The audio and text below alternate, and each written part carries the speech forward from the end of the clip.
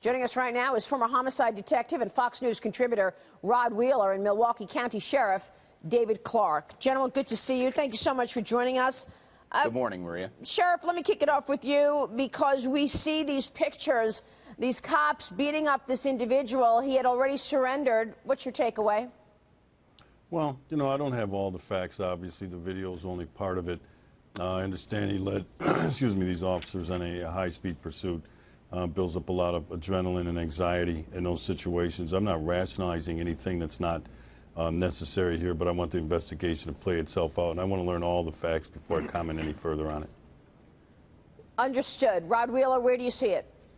Well, I agree with Sheriff Clarke. The other thing that we have to realize when we look at videos like this, Maria, it goes along with everything else that happens with police officers. We got to get the full story. We don't know exactly what transpired there prior to the cops pulling that guy over, and we don't know if that guy had a weapon. So there's a whole lot more that we don't know. But the interesting thing is that when people see clippets like this, Maria, they automatically say, oh, my God, they're beating this poor guy up, when that may not be the case.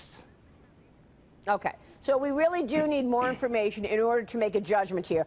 I get that. But, you know, we're in a different world right now in terms of these pictures and cameras. We know what FBI Director James Comey said. He's calling it the Ferguson effect. Police officers around the country are refusing to go above and beyond to prevent violent crimes for fear of ending up on video doing the wrong thing. Comey says this viral video effect is leading actually to a spike in violent crimes in major cities across the country. And we see that, Sheriff. We see the numbers up in the double digits wherever you look. But I don't believe that the American police officers are afraid to do their job. All James Comey has to do is look down the hall to the cop-hating United States Department of Justice, led by this cop-hating president and a race-obsessed Attorney General Loretta Lynch and her henchmen from the Civil Rights Division that are on this constant witch hunt all across the country, looking to snag some American police officer for the slightest transgression and take over as many local law enforcement agencies as they can. I think they're up to 20 now. If James Comey wants to help, he should go have a sit-down with the Attorney General and tell her to get these jackbooted goons from the Civil Rights Division, off the back, of the American police officers so they can go back to work. And then we'll see more assertive policing. But to blame this on strictly on a video, and we've been dealing with video since the Rodney King incident. We know that America watches us when they're out there doing our jobs. So then you do place some of the blame on the tone that has been set in this country from the president. I blame all of it on the tone set. He's been leading the chorus in this anti-police rhetoric. And, you know, he'll stand up in one sentence and he'll say, you know, we need our police officers, and then he'll go on this five-minute tirade about how they're racist, they're overbearing, they're trigger-happy. And that's been very damaging to this profession and undermines the confidence that we have to have the public see in our law enforcement officers as they go about this difficult job. I believe that if they back off with this anti-cop rhetoric, cops will feel more confident about going out there and taking the risk. This is a high-risk job that we're involved in. We're willing to take those risks, but only if we know that someone has our back if something goes terribly wrong, not through the fault of the officer. Yeah. Rod Wheeler, I mean, that's all really good points there. I mean, you know, the police have not gotten a lot of support in the last several years. And then again, when you see pictures like this, that also sets people's expectations.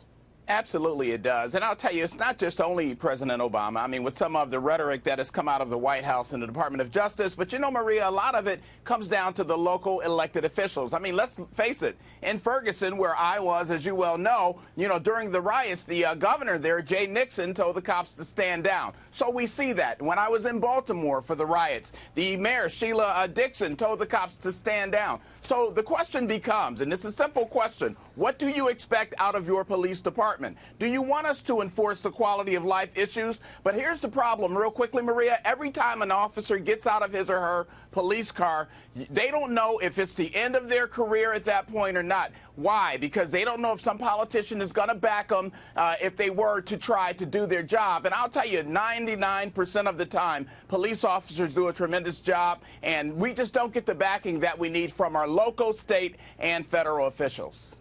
Well, force yeah, is an I agree. They put their unpleasant lives on the line every day. Go ahead, Sheriff. Force is an unpleasant aspect of police work, and it's never going to be pretty when we have to use force. But what that force should be judged on in the end is, was it effective and was it reasonable? It may not look pretty, it's not going to all the time, but if it was effective and reasonable, that's what I, as a law enforcement executive, look at when I'm judging these things, and I do get to weigh in on whether that force was effective and reasonable, as well as other people like a prosecutor. But if I think it's effective and reasonable, I'm going to back that officer to the wall. If it's wrong, I'm going to assist in getting that officer charged. But more times than not, we're going to see that that force was reasonable. Just like in Ferguson, just like in Baltimore. I think those Baltimore 6 are political prisoners. An overzealous state prosecutor who was looking for revenge, really, and charging those 6 officers. Yeah. And not only, What's and you know your what, take on Sheriff? body cameras? Yeah. Go ahead. Well, one other thing I wanted to add to that, not only are they political prisoners, as you call them, did you realize and recognize how quickly they charged those officers before the investigation was even complete? So I've never seen anything like that. But as far as body cameras are concerned, Maria, you know, that's fine. It's just another tool that, you know, that's out there that we have to be aware of, as long as we utilize that technology properly. What about that, Sheriff? I mean, you know, there's this debate going on at precincts across the country, we know that, over the use of these body cameras, how to pay for them, even more how to manage the high cost of storing the video for months, sometimes years in terms of storage. Are body cameras worthwhile? Yeah, you know, it's a force multiplier. I don't have a problem with that technology, but like anything else, when we rush to implement some sort of strategy, we don't think long-term about the unintended consequences. This is going to be a very, very expensive venture that down the line, my fear is we will lose other resources that we need out there to pay for stuff like this, because these communities aren't going to be able to afford it. And trust me, the federal government down the road is going to say, hey, that's your problem. We got them implemented. We did all we needed to do, and now it's your problem. The storage is very expensive. How long you're going to store it? Its evidentiary aspect is important as well. You're going to have to set up entire new divisions just to handle this. And the big thing, as you said, Maria, who's going to pay for it? But it's here to stay now. Yeah, it's here to stay now, Rod. But, you know, we've got lots of debate in terms of what the impact is from police and what, you know, what they're willing to take on to the public immediately getting that look at what's happening in a police situation.